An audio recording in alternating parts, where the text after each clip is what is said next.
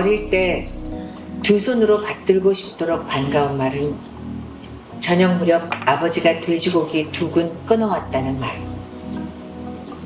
정육점에서 돈 주고 사온 것이지만은 칼을 잡고 손수 배운 것도 아니고 잘 나온 것도 아닌데 신문지에 둘둘 말린 그것을 어머니 앞에 툭 던지듯이 내려놓으면서 한마디.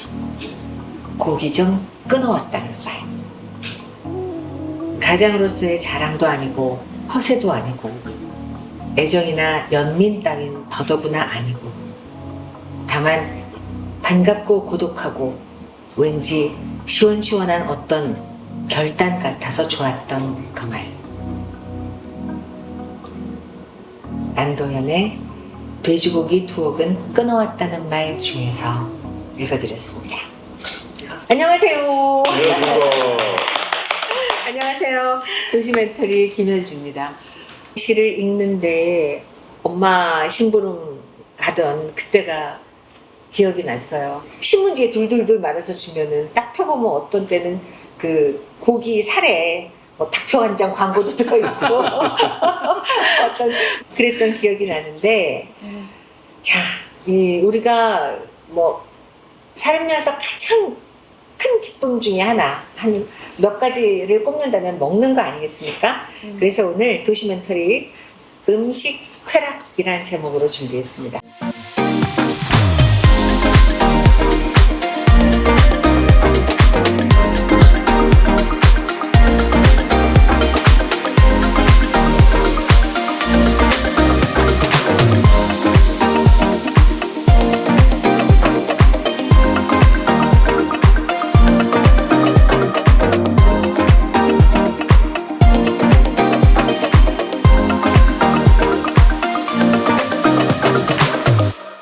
우리 김진표 아니 김진혁입니다. 죄송합니다. 저는 국회의장이시죠?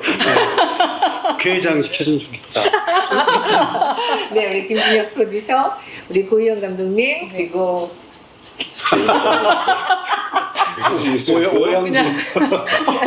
오영진 김영진 교수님 나오셨습니다. 반갑습니다. 잘 지내셨죠? 네. 음식 얘기하니까 제가 흥분을 한 것 같아요. 제가 먹는 걸 워낙 좋아하거든요. 네. 특히 그 중국 음식 하면은 베이징덕. 사실 베이징에서 음식 쾌락 중 최고봉은 그 베이징 덕이죠. 네네. 중국에서는 카오야라고 부르는데, 카오야. 네네. 그 카오야만큼 중국 그 사람들이 정말 먹고 싶고 꼭 한번 베이징 가면 카오야를 먹어야지 이게 대부분의 꿈이었어요. 처음 도착해서 대접 받는다고 받은 음식이 베이징덕이에요. 네네. 다들 맛있다는데 나는 정말 느끼해서 못 먹겠더라고. 내가 음식이 정말 촌스럽구나, 내 취향이. 그래서 뭐 이게 맛있다고? 완전 걸신들신 먹는데 너무 맛있잖아요. 저는 그래서 거의 3박 4일은 거의 굶었어요, 나는. 황제의 음식인데 아마 그러게. 그런 어떤 차이가 출신 성분이 왜냐면 서태후가 그 카오야를 그렇게 그 좋아했어요. 시작인가? 베이징 덕에 어. 그 껍데기만 그렇게 또 좋아했어요. 제가 저는 살 주는 거 별로예요.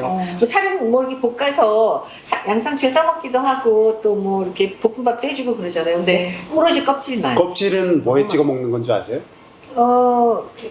그 중국 말로는 뭐라고 춘장? 하죠? 춘장. 아니에요? 껍질은 설탕에 찍어 먹는 거. 진짜? 맞아요. 껍질만 먹을 때는. 네. 아 그래 설탕에? 그럼 더 맛이 상상이 안 가는데. 전체 껍질은 아니고요. 약간 목 아래에 있는 특수 부위의 그 껍데기만은 이거는 설탕에 찍어 드세요라고 네. 이제 얘기를 해주세요. 김진혁 PD랑 저랑 아주 오래 전에 네. 그 중국 음식에는 계급이 있다라는 다큐멘터리를 한 적이 있어요. 사회주의인데 너무 가격 차이가 많이 나는 거예요. 그리고 맛도 너무 다르고 농민공들이 먹는 베이징덕이랑 비싼 데서 먹는 베이징덕이랑 50배였을 50배, 거예요. 50배 정도 됐을 거예요. 우리나라의 삼계탕이 10,000원인데 어디에 가서 50만 원이 되는 경우는 사실 크지 않잖아요. 그런 데는 없죠. 그런데 베이징 덕은 특이하게도 그렇게 가격 차이가 나는 게 굉장히 이상한 현상이다. 왜 차이가 나는 거예요? 이 베이징 덕의 가격이 어떤 사람들이 소비하는지를 찾다 보면 무언가 그 진실을 알 수 있지 않을까라고 생각해서 그 농민공을 취재하러 갔는데 사실 그러니까 농촌에서 와서 도시에서 일회용 밴드처럼 쓰이는 일용직 노동자들이거든요. 아, 하루 종일 건설 현장에서 일하시는 분들인데 그냥 이 밀가루 덩어리 빵이잖아요. 그거 하고 그 다음에 아무것도 들어가 있지 않은 그냥 소금과 배추만 넣은 국에다가 짠지. 이게 전부인 거예요. 제가 말을 건넸죠. 오늘도 똑같은 반찬이네요. 고기 반찬은 안 나와요? 그러니까 갑자기 농민공들이 이제 막 모여들더라고요. 고기 있어 고기 막 그러면서. 아니요. 저를 바보 취급하는 거예요. 아. 얘가 고기 반찬이래. 하하하 이러면서. 그때 아직도 잊혀지지가 않아요. 우리는 원래 고기를 소화할 수 없는 위장을 타고 태어났다고 이제 그런 말을 해주시더라고요. 건설 현장 바로 앞에는 작은 식당이 있어요. 그런데 식당이 있긴 있구나. 네, 바로 앞에는 있는데 거기는 이들을 부리는 중간 관리자들이 거기서 밥을 먹는데 이제 그들은 이렇게 말하는 거지. 저 사람들 하루 일당이 20위안인데 여기 한 끼가 10위안이야. 쟤네들은 이거 못 먹지. 근데 그 중간 관리자의 바로 건너편에는 또 고급 식당이 있어요. 거기는 카오야를 팔아, 베이징국을. 네네. 그래서 그 지배인한테 인터뷰를 했죠. 왜 이렇게 차이가 나냐? 그랬더니 그 지배인의 표정이 아직도 기억이 나는데 되게 이렇게 거드름을 피면서 이렇게 얘기하더라고요. 중국에는 유명한 말이 있는데 사람의 모자의 크기는 그 사람의 머리의 크기가 결정한다. 그러니까 그것은 뭐냐 하면 결국 계급이 존재한다고 저는 이제 얘기가 들은 거거든요. 네. 우리 공산당이지만 음식에도 계급이 있다니. 네. 그래서 처음으로 그냥 단순하게만 생각했던 음식의 가격이 왜 계급이냐면 이 농민공들은 평생 이래도 카오야를 먹을 수 있을지 없을지 장담할 수가 없는 거예요. 중국은 옛날부터 그 중화인민공화국이 수립되면서 사실 그 이후에 식량 배급을 했거든요. 네. 그러니까 식량 배급을 하니까 이 한 사람한테 이제 그 당시에 어느 만큼 배급했냐를 보면 고기가 1인당 한 달에 반근밖에 못 먹어요. 한 달에 반. 한 달에 딱 반근? 그리고 만약에 산모다, 애를 낳았다 그러면 계란 한 알이 추가돼요.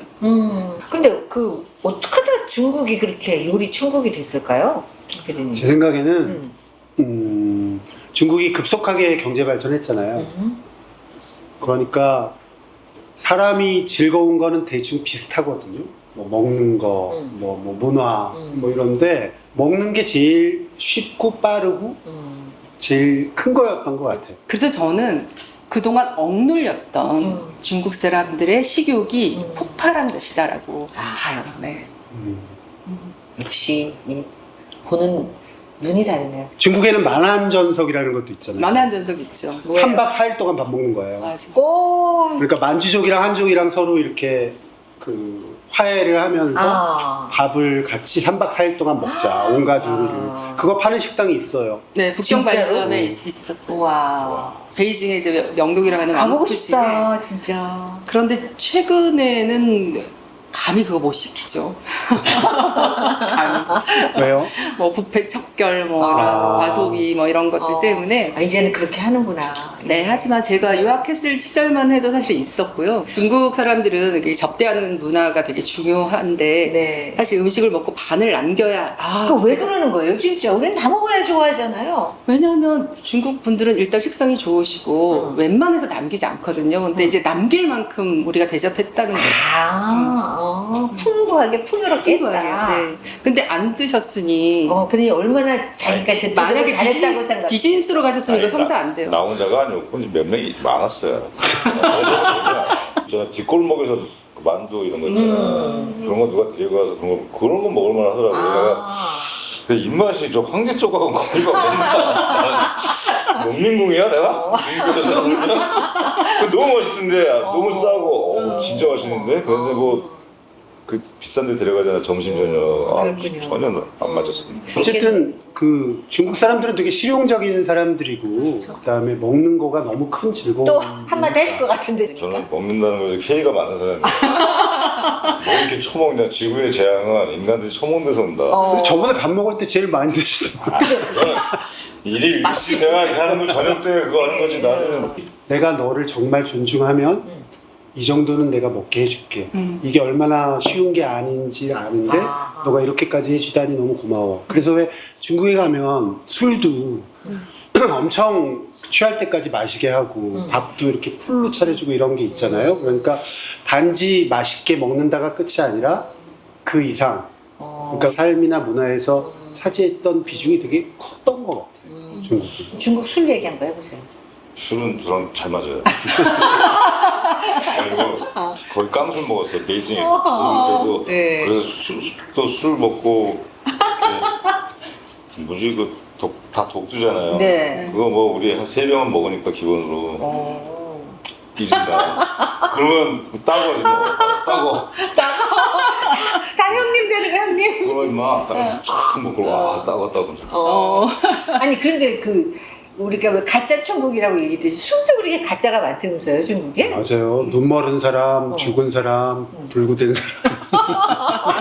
중국은 그 공항의 면세점도 술이 그렇다고 가짜여서 요새는 안 그럴 거예요. 요즘 뭘 관리를 잘하니까 그러겠지만 그래도 사실은 마오타이주가 굉장히 명주였는데 외면을 받았던 게 그 가짜 술이 너무 많았기 때문이거든요. 네. 그래서 제가 중국에 살면서 현지인들한테 얻은 제일 중요한 꿀팁은 뭐냐면 무조건 10,000원 이상의 술은 먹지 마. 그거는 가짜일 확률이 너무 많아. 그래서 항상 저렴한 술만 사 먹었었어요. 네. 연태고량주는 진짜다. 싸니까. 그렇죠. 네. 나머지는 다 가짜다라고 생각하면 된다. 맞아요. 가짜 제조하느니 그냥 아무 할 이유가 없는 거예요. 네. 가짜 얘기 나와서 하는 말인데 네. 제가 한번 물어봤어요. 네. 너네 왜 자꾸 가짜 만드니?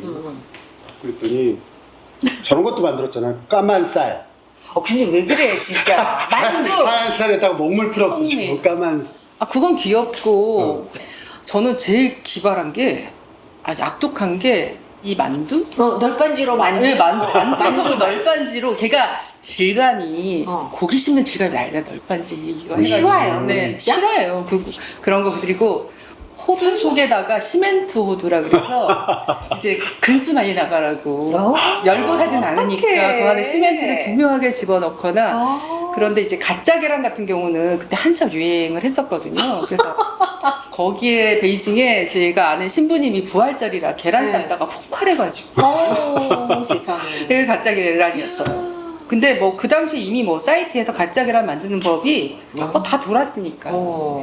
어떻게 그럴 수가 있어? 그래서 물어봤어요. 왜 만들어? 그랬더니 내가 영진이랑 같이 사천성에서 올라가서 이렇게 개고생하면서 살고 있는데 영진이가 가짜 계란 만들어서 김치 샀어. 나도 만들어야지. 그렇지. 그러더라고요. 그러니까 물론 나쁜 거라는 생각은 있는데 지금 상황에서는 다 치고 올라오고 돈을 벌어야 하는 상황에서 나만 가만히 있으면 바보다. 물론 다 가짜를 만든 거 아니니까 중국 사람이 다 그런 건 아니죠. 그런데 그런 어려웠던 사람들 중에서는 그런 상대적 박탈감 때문에 더 그랬던 게 아닐까? 뭐 그런 생각도 했어요. 그렇게 돈을 좋아한다면서요. 물론 돈 싫어하는 사람이 어디 있어요. 그렇죠. 그런데 아주 돈이라면은 뭐 근데 저는 오히려 중국 사람이 솔직하다고 생각해요. 우리나라는 돈 좋아하지만 돈 좋아하면 왠지 내가 추해 보일까봐 이중적인 태도를 취한단 말이에요. 근데 좀 오히려 솔직하고 그냥 명쾌하다고 생각하거든요. 제가 처음에 베이징 갔을 때 제일 놀랐던 게 영화를 보러 갔는데 그때가 첫 개봉 날이에요. 갔는데 바로 극장 입구에서 그 카피본 DVD를 파는 거예요. 장사들이 개봉 첫날인데 그래서 아니 엄청 싸게 10분의 1 가격으로 그러니까 사람들이 또 막 그걸 가가지고 또 사요. 나중에 저도 궁금해서 사봤는데 어떻게 그거를 했는지 잘 모르겠어. 진짜 어떤 똑같아요? 시사회 때 가서 몰래 찍었나 봐. 그러니까 사람 뒤통수도 나오는 화질 저화질인데 나중에 알고 봤더니 이미 개봉 날짜보다 하루라도 늦으면 우리 못 판다 그래서 달리는 기차 안에서 제조를 한다는 거예요. 그래서 제가 보기에 그 중국이 가짜 천국이 되는 것은 물론 돈 중요하지만 그 정도의 인력과 인프라가 돼 있다고 저도 생각을 해요. 충분히 활용할 수 있는 노동력 풍부하고 이 돈을 향해 달려가는 이 집념들의 동질감. 돈을 향해 달려. 그것도 물어봤어요.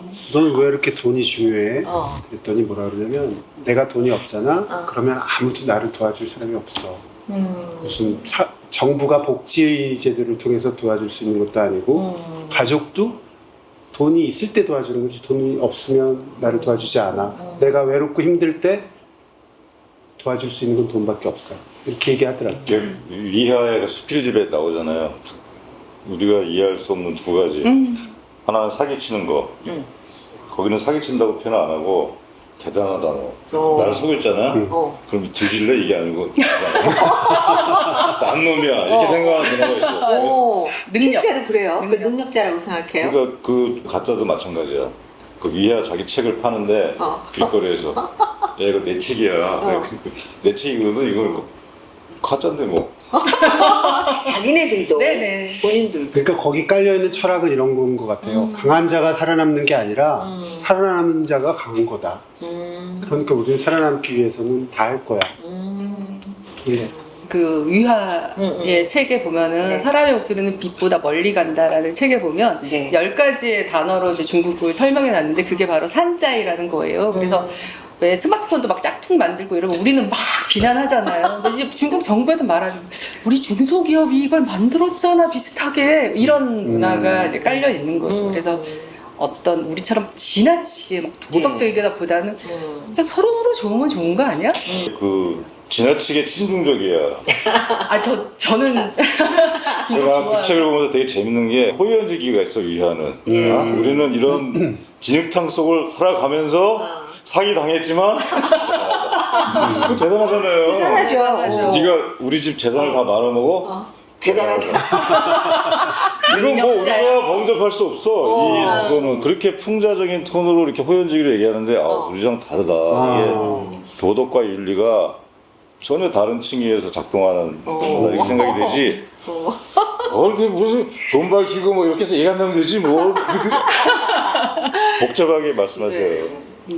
호연지기다. 도덕을 초월한 호연지기. 사기꾼도 호연지기, 가짜도 호연지기. 그래도 뭔가 이렇게 막 악질 사기꾼들이라 이런 느낌이 들지 않고 그냥 웃음이 나오는 정도의 사기들 이렇게 가짜를 보면 좀 재밌어요. 확실히 좀 친중이긴 하네요. 진중이야. 나는 근데 옛날에 전주영화제를 할 때 중국에서 그 같이 뭘 하자고 몇 년째 왔어? 3년째. 네.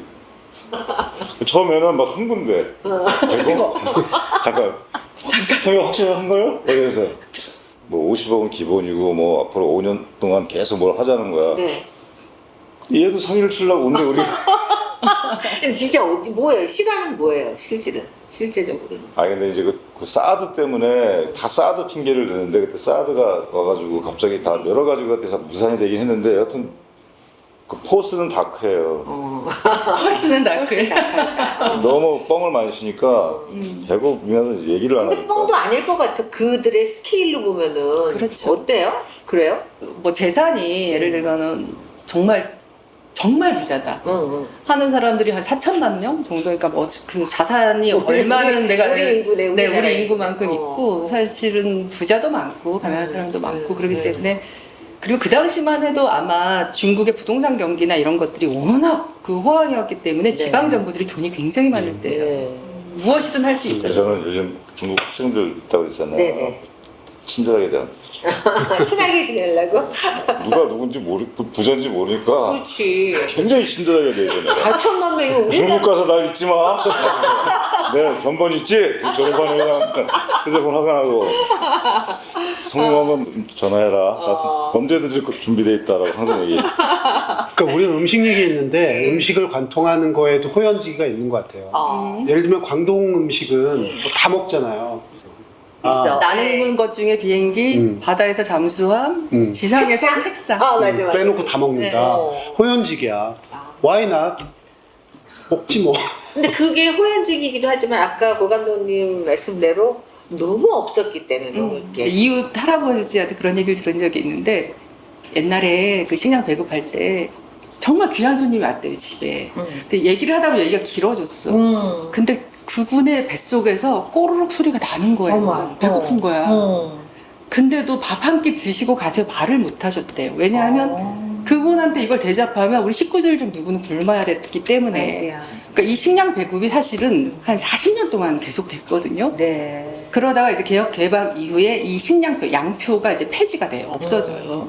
그때 뭐 우수한 벼 품종이 개량되고 이러면서 식량난이 없어지면서 폐기가 됐는데, 근데 뭐 문화대혁명 이전에도 사실 중국 사람들은 음식을 굉장히 좋아했던 그러니까. 민족이에요. 그런데 그거를 40년 동안 가둬놨다고 생각해보세요. 그러니까 완전히 폭발한 거고, 그래서 비대하게 개혁 개방 이후에 요식업이 비대하게 팽창했어요. 그러니까 막 고급 음식점들이 베이징에 막 삐까번쩍하게 하고, 그 당시에 제가 처음에 유학 갔을 때 봤던 거는 먹는 것과 또 한편에서는 처음으로 중국에서 살 빼는 운동이 또 한참 됐어요. 살 빼는 네네. 그래서 막 다이어트 막 이 상품들이 늘어나고 뭐 중국에서는 조선말로 살깍이라고 하는데 이러한 것들이 두 개가 막 비대하게 팽창하면서 가고 있었던 그 현장이 아직도 기억이 나요. 그 시대의 시대상을 딱 그렇죠. 보여주는 네, 거죠, 네. 두 가지가. 그 다른 요소도 저는 있는 것 같은 게 홍명희의 임꺽정을 보면 의외로 조선시대에 먹을 게 있었어요.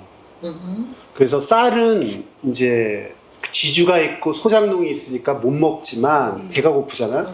그러면 그냥 개울에 가.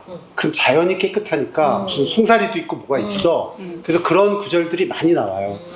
중국은 지형적으로 너무 크고 사람이 너무 많아. 송사리 잡으러 가도 벌써 잡아갔어. 그렇지.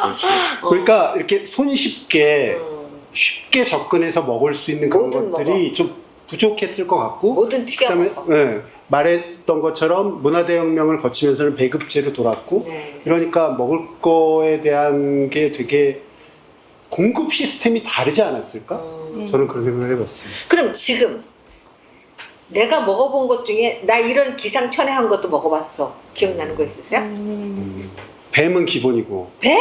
뱀은 많이 먹잖아요. 광동 지역에서는. 어떻게 해서 먹어요? 뱀 그냥 삶아가지고 이렇게 스프처럼 해서 뜯어 먹으면 닭고기 맛 나요. 닭고기만. 뱀 형태를 그대로 보면서 좀 있죠. 오 마이 갓 입맛이 그 길거리에서 그거는 먹어봤어요. 뭐? 진해 이런 거 있잖아. 진해? 튀긴 거. 그런 거 있잖아. 길거리 음식 아니 좋아. 가오야는 늦게 아니, 먹는 근데- 진해 뭐. 얘는 담백했나 보지? 아, 끝까지 먹은 건 아니고 맛만 봤다고. 다리만 몇 개 뜯어 드신 거 아니야? 혀에 된 거 아니에요? 혀에 되기만 했지. 야 근데 그런 것도 먹어요. 그러니까 나는 정말 혐오를 금할 수 없어 진짜. 드시는군요. 아니 맛만 봤다. 메뚜기는 드셔봤어요? 메뚜기? 메뚜기 어렸을 때 먹었죠 우리. 메뚜기나 진해나 다 곤충인데. 저는 막 근데 보면서 이렇게 전갈 같은 것도 막 하죠. 튀어나오더라고요. 근데 찌면은 비슷해 맛들이 다. 맞아. 찌면 기름맛이. 그냥 한번 먹는데. 아까도 비유가 되게 약하신 것처럼 그러시더니. 근데 뭐 제가 들은 바에 의하면 곰발바닥도 있다 그러고 뭐 무슨 뭐 자라탕 그런 거는 뭐 기본이고 생각만 해도 벌써. 아, 그러니까 사실 원숭이 뭐 뭐 볼, 진짜로 그래요? 지금은 많이 없어졌죠. 근데 사실은 그 서태후가 사실은 식탐의 여왕이었어요. 그랬다면서요? 네. 네. 최고는 뭐냐면 서태후가 제일 좋아했던 요리가요. 그 온갖 야채와 온갖 고기를 다 다져가지고 그거를 콩나물 줄기에 다 집어넣는데요. 그리고 그거를 무친대요. 그 요리를 제일 좋아했대요. 아유, 그래서 참 이 식탐 맛에 있어서는 정말 최고 절정까지 갔구나. 참 타이어드하다 그쵸? 네. 근데 중국 음식이 실제로 되게 맛있는 거 많죠. 너무 많죠. 맛있는 거 많고. 저 너무 좋아해요. 그 꽁파오지딩과 위시앙로스. 아주 뭐야? 기본적인 서민 음식이죠. 기본적으로 농민공이라는 사람들이 맨날 그래요. 아, 나 꽁파오지딩이랑 위시앙로스 먹고 싶어. 그런데 뭐예요, 그게 그게? 우리나라 사람들이 매일 먹는 주식 같은 건데 꽁파오지딩은 뭐죠? 닭고기와 땅콩을 이렇게 볶은 거예요. 아마 먹어보셨어요. 닭고기와 땅콩을 땅콩을, 위시앙로스는 생선과 야채 네. 볶음. 볶음. 그거를 하얀 밥이랑 해가지고 먹으면 참 맛있고, 중국 애들이 맨날 우리나라에 와서 밥 먹으면은 너네는 고추장 말고 없어? 이런 얘기해요. 근데 확실히 양념이 다양한 것 같아. 매운 것도 있고 짠 것도 있고. 그러니까 중국은 기본적으로가 우리가 생각하기에 다 요리들이 반찬인 거예요. 하나하나 요리들이. 그렇죠. 중국에서 이제 부자가 될 수 있는 방법이 네. 이제 몇 가지인데 그 중에 하나가 요리사가 되는 겁니다. 그 요리사들을 밑바닥부터 이제 촬영을 하고 취재를 한 적이 있는데 그 중에 이제 최고인 식신이 한 분 계셨어요. 그분이 왜 그 주성치 나오는 그 식신이라는 영화 보셨어요? 네. 그 주성치의 손 대역을 맡으셨던 분이었어요. 그러면서 이제 당신의 최고의 요리를 보여달라 그랬더니 사실 화려하진 않지만 이건 아무나 못한다고 그러면서 보여준 게 반생어 요리였어요. 뭐냐면 생선인데 반은 살아있다는 뜻이에요. 와. 그러니까 얘를 막 양념을 한 다음에 기름에 튀겨냈는데 머리는 살아있고 이거에 대한 부심이 너무 강하셔가지고 살아있지 이렇게 만지면 살아있지 이건 아무나 못해. 너무 놀랍잖아요. 기름에 튀겼는데 얘가 살아있는 거야. 네. 저 영화에 참 음식들 많이 나와요, 그렇죠? 그렇죠. 저기 이한 감독 영화 있잖아요. 은신 남자라고. 음식 영화 나와. 보면 기가 막히죠. 그런 건 진짜 먹고 싶더라고요. 이 손 내리고 말 좀 크게 하세요. 아 이번에 왜 이렇게 국악 컨셉이야 진짜. 어머, 체질이 쑥 음식도 못 내려간다. 먹어.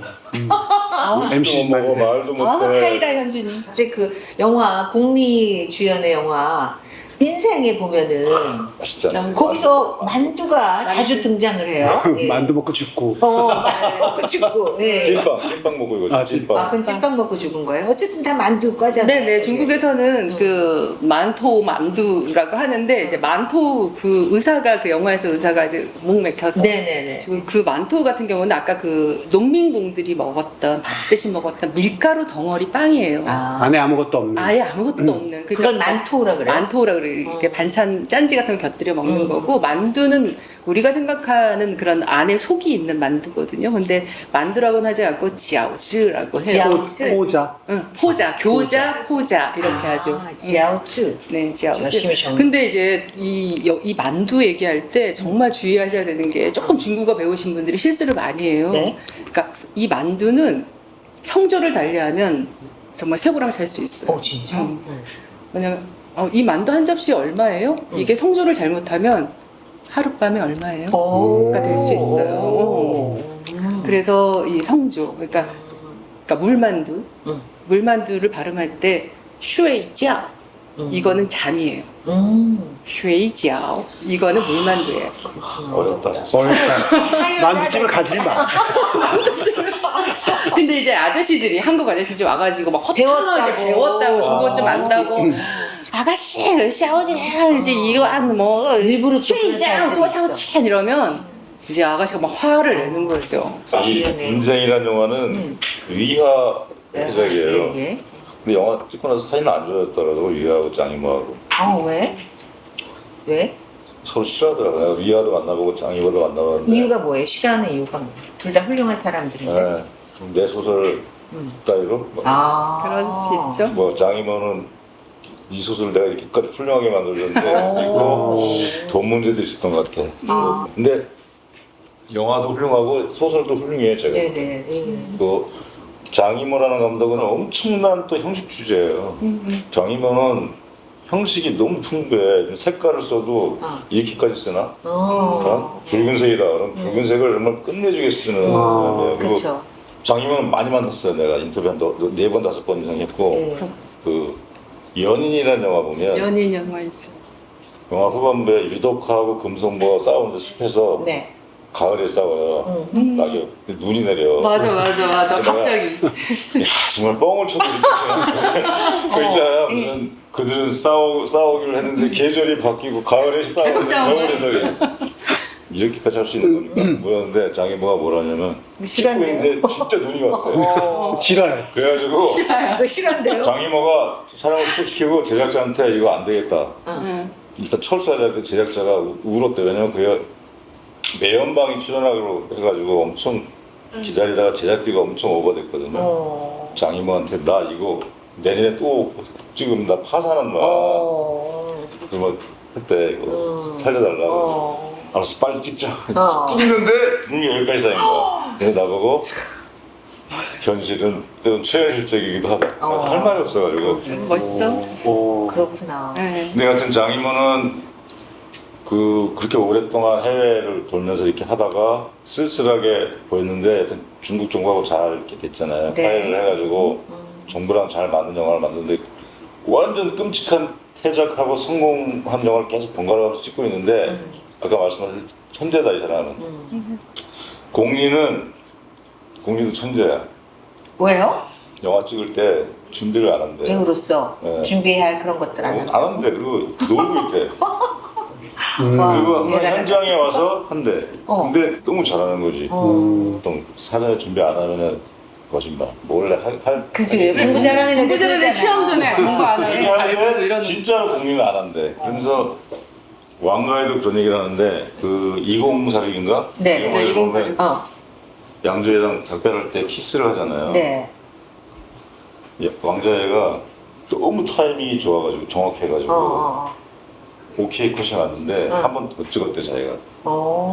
두 번째 어떻게 하나 보려고. 똑같대. 그 타이밍이 1분 30초면 1분 30초, 두 번째도 1분 30초 뚝 하고 갔대. 공리는 천재야. 그래, 장이모도 똑같은 얘기라고. 장이모와 공리는 아시다시피 그거였잖아요. 같이 살았잖아. 아, 싫어요, 그것도? 그냥 소문이 아니고? 아 싫어져. 그 장이모가 원래 조광지처가 있었어요. 그때는 비난을 받았지. 그래서 성공하자마자 공리랑 이렇게 같이 성공했잖아. 그래서 이제 조광지를 버렸지. 그리고 90년 내내 갔는데 네. 공리는 천재지만 그 공부를 안 하고 영어도 안 하고 그래서 10년인가를 했단 말이야. 근데 그다음에 장찌가 왔잖아요. 네, 그렇죠. 10년의 세월이었구나, 공리의 세월이. 공리랑 헤어지고 장찌가 왔어. 근데 과연 몇 년이 갈 것이냐. 그런데 장찌는 어리고 천재인데 이걸 잘하는 거야. 거기다 또 그것까지. 그래가지고 나비처럼 펄펄 날아갔지 금방. 네. 내가 무슨 썬데이에서 지내서 갑자기 먹는 거에서 장이모의 사생이라는 영화 얘기가 갑자기 왜 나오는 거야 이러고. 저는 이런 살신성인의 정신 너무 좋습니다. 너무 재밌다. 정말 몰랐던 일이에요. 그랬구나. 근데 진짜 배우로서 그게 가능한가요? 키스씬을 찍었는데 똑같이 초수까지 똑같을 수가 있나요? 저 같은 경우는 미리미리 준비를 다 하는 스타일이에요. 그래서 예를 들면 뭐 키스씬 속으로 1분 30초 저는 재요. 정확히 저는 재는 편이에요. 공리가 그러지 않았을까? 근데 저는 공연에 준비를 안 한다며. 근데 저는 하는 건 아니고. 그 시간을 딱 재는 편이에요. 그래서 속으로 이제 키스씬 키스를 하면서도 2, 3, 4, 5 그렇게 좀 재는 편이에요. 네. 키스씬 많이 찍으셨어요. 공리는 그리고 현장에서도 논다니까. 왜냐 그럴 수 있잖아요. 안 찍을 때 맞아요. 예민하거나 그런 사람들 있어. 그랬는데 공리는 진짜 아주 천연스럽게 놀고 있다는 거야. 낄낄대고 웃고 장난치고 하다가 카메라 큐 하면 갑자기 눈물이 툭 떨어지는 배우들이 있어요. 근데 저는 그렇게 안 돼요. 저는 계속 분위기를 잡아가고 몰아가야 되는 스타일이고 그 공리 같은 배우들도 우리나라에도 있어요. 그랬구나. 근데 이 영화 인생에서 공리가 사실은 30대 초반의 나이였거든요. 근데 어떻게 이런 연기를 할 수 있을까? 저는 볼 때마다 감탄해요. 공리 연기는. 저는 인생 이것 때문에 다시 보고 울었어요. 그러니까. 와, 너무 잘 만들었고 난 공리도 공리지만 그 남편 가루? 꺼요라고. 그것도 후배랑 똑같이 생겼어. 연기 못하는 사람이 아무도 없었던 것 같아요. 그 중국에선 국민 배우예요, 그분은. 맨 끝에도 먹는 거로 끝나잖아요. 네. 메시지가 있는 것 같아요. 만두 계속 만두 먹고 너무 먹고 싶어서 그거 보면서 만두. 이 훌륭한 감독들은 먹는 장면을 되게 잘 찍어요. 맞아. 그래서 우리가 영화를 보고 나면 갑자기 만두 먹고 싶어 그래가지고 그게 일상의 루틴을 찍는다는 게 굉장히 중요하거든요. 극적인 사건을만큼이나. 근데 그 영화 보면 그 먹는 장면들이 굉장한 그 시그니처란 말이에요. 그렇죠. 영화를 보면서도 너무 구질구질해, 미치겠어 막 그러다가도 먹는 장면이 나오면은 먹고 싶다 그런 생각이 들잖아요. 근데 그건 뭐 옛날 얘기고 마지막으로 한 가지만 더 얘기하면 요즘 우리나라에 또 막 엄청난 그 불같이 일어난 음식 중에 하나가 탕후루. 네네. 탕후루가 왜 갑자기 우리나라에 그렇게 탕후루랑 자리를 잡게 된 마라탕, 마라샹궈 이게 굉장히 인기더라고요. 왜 그럴까요? 많이들 먹나요? 새롭잖아요. 단순히? 새롭잖아요. 그냥 우리가 먹었던 매운맛이랑 다르잖아요. 그러니까 늘 모든 사람들은 새로운 걸 원하는 것 같고 그 다음에 마라샹궈나 마라가제 중국에서는 마라가제를 많이 먹거든요. 그거는 우리나라 매운 거랑 다른 게 약간 마비시키는 이렇게. 그렇죠. 맞아, 마비되는 거. 마라의 마자가 마비할 마자예요. 마라 고로케도 있더라고. 고로케를 사 먹는데 마라 고로케라는 게 그래서 있더라고. 요즘 청소년들 보면 그 루틴이 그거래요. 옛날에 우리는 학교 끝나면 떡볶이 먹고 분식집 가잖아요. 가서, 근데 얘네들은 탕후루 먹고 맨 마지막에 마라탕 먹고 탕후루로 가서. 이제 입가심하고 이게 굉장히 보편적으로 애들은 중독이에요. 그래가지고 뭐 배달 시켜달라고 하면 마라탕 난 정말 탐탁지 않지. 왜냐면 딴 거 시키면 내가 좀 먹을 수가 있는데 네. 안 남았냐? 뭐 이러지. 근데 마라탕 시키면 나는 입에도 안 되거든. 그것도 못 드세요? 뭐 탕후루도 마찬가지야. 그걸 또 사달라고 가면 이 설탕 범벅 그걸 그러게. 맛있다고 둘 다 중독이에요. 중국 것에 대해서 막 좀 폄하하려고 하는 그런 문화들이 좀 있는데 사실 청소년들이나 청년들 되게 솔직하잖아요. 맞아요. 편견 없이 먹는데 특히 요즘 그 젊은 사람들이 보면 그 단맛과 그 매운맛에 굉장히 중독돼 있어요. 그러니까 사실 매운. 스트레스가 많은 나라인 거죠, 애들한테. 그러니까 맞아요. 그 스트레스가 많을수록 이게 매운 걸 많이 찾는다면서요. 근데 왜 마라탕을 좋아하지? 라고 생각해 보면 그 우리가 매운맛은 좋아하는데 우리한테 없는 맛이야. 있는데 없는 맛. 그리고 먹으면서 그게 약간 중독성이 있어요. 맞아요. 마라라는 것이. 그래서 그런 것들이 자꾸 입맛을 얼얼하게 하는 것에 대한 어떤 짜릿함? 이런 것들이 청소년들한테 자리 잡지. 마비돼서 있고 싶나? 저는 끝내기 전에 하나 여쭤보고 싶은 네. 게 그럼 인생에서는 장이모의 메시지는 뭐예요? 그 문역 세대들이 문화혁명 세대들이 우리랑은 좀 다른 게 뭐냐면은 우리는 자기 연민들이 있잖아요. 내가 중국의 위화나 그런 장이모도 그렇고 그 자기 연민이 없어요. 그 세대 그 시절에 대한 또 다시 나옵니다. 호연지기. 그런 관점에서 이게 부감으로 보는 거예요. 인생의 행과 불행을. 거기 보면 세옹지마잖아요, 사실. 계속 겹치잖아. 근데 그런 관점이 너무 놀라웠어. 위화도 그렇고 장이모도 그렇고. 근데 부감하는 거야. 그러니까 징징대지 내 거를 징징대지 않고 조금 더 거리를 두고 본다. 위에서 부감하는 걸 보는 거야. 행 불행을. 근데 그게 굉장히 호연직이나 뭐 박력 있게 나타날 수도 있고 인생 같은 경우는 위화도 소설도 보면은 굉장한 그 풍자와 유머가 있죠. 그런 게 있어요. 그걸 벗어나는 웃기는 광경으로 딱 하면서 참 치답지 않은 것들이나 하면서 넘어서는 그런 정서가 있고 근데 장이모 영화는 조금 센치한 게 들어가 있어요. 그렇죠. 배우들이 나오다 보니까 아니 김영진 교수님 괜찮으신 분이네. 매력 있어요. 상당히 매력 있어요. 그리고 저랑 생각이 비슷하신 거. 지금 굉장히 핵심을 얘기한 거예요. 네, 맞아. 우리가 보통 중국을 싫어해. 일본을 좋아해요. 대중들은. 왜? 일본 깨끗하고 친절해. 해를 끼치지도 않아. 공기도 깨끗해. 중국 별로 안 좋아해요. 좋아하는 사람도 있죠. 근데 그 이유가 너무 뭐라 그러지? 신산스러워. 뭐 정신도 없고 바쁘고 뭐 먹으려고 싸워야 되고 그래. 지금 말씀하신 거랑 저는 똑같이 중국을 영화를 봐서 그런 게 아니라 돌아다니면서 느낀 거예요. 이 사람들은 뭐냐면 나 그래 괴로웠어. 문화대응도 겪었어. 힘들었어. 괜찮아. 인생이 다 그런 거지 뭐. 나만 그래?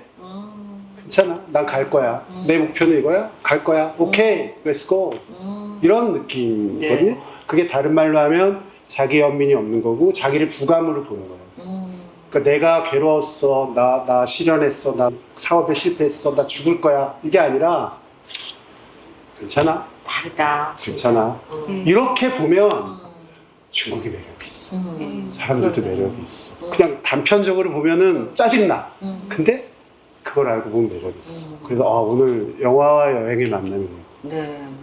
오늘 그 중국 사람들의 어떤 부감 방식의 삶, 그런 얘기를 들으면서 갑자기 궁금한 게 생겼는데 다음 시간에 얘기하겠습니다.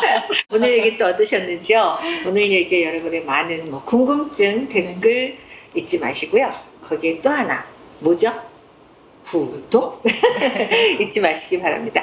오늘 고희영 감독님, 김영진 교수님, 김진영 맞나요? 맞나요? 피디님 고맙습니다. 짜잔! 짜잔!